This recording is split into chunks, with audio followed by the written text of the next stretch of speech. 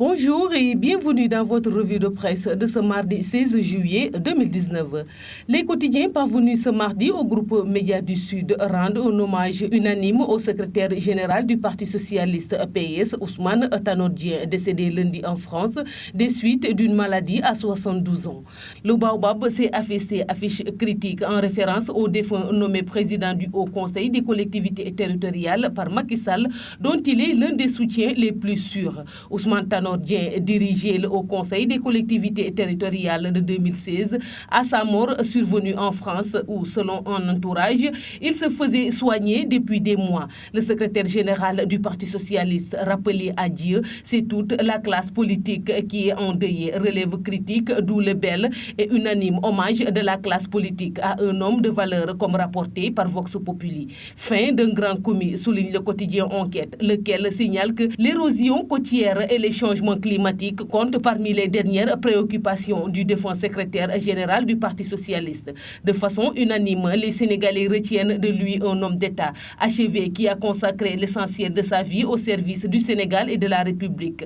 Relève le Soleil qui caractérise comme suit le défunt élégant politique. Du moment que l'Observateur rappelle que le secrétaire général du Parti socialiste a écrit une importante page de l'histoire politique du Sénégal de son guénienne natale au sommet de la République. Ousmane Tanor Dieng avait été intronisé dauphin par Abdou Diouf qui lui avait remis les rênes du parti de Senghor. Le PS note le Témoin quotidien rappelant que le défunt a été au service de l'État pendant 40 ans. Comme conseiller chargé des affaires internationales au ministère des Affaires étrangères 1976 jusqu'en 1978. Conseiller diplomatique auprès du président Léopold Sédar Senghor en 1978 jusqu'en 1980.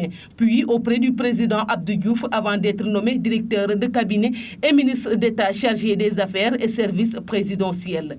Nguénienne inconsolable, la maison du PS sous le choc, note ensuite le Témoin quotidien. Pour sa part, le président Macky Sall, qui a perdu un fidèle allié, a affrété un vol spécial pour le rapatriement du corps, indique l'AS.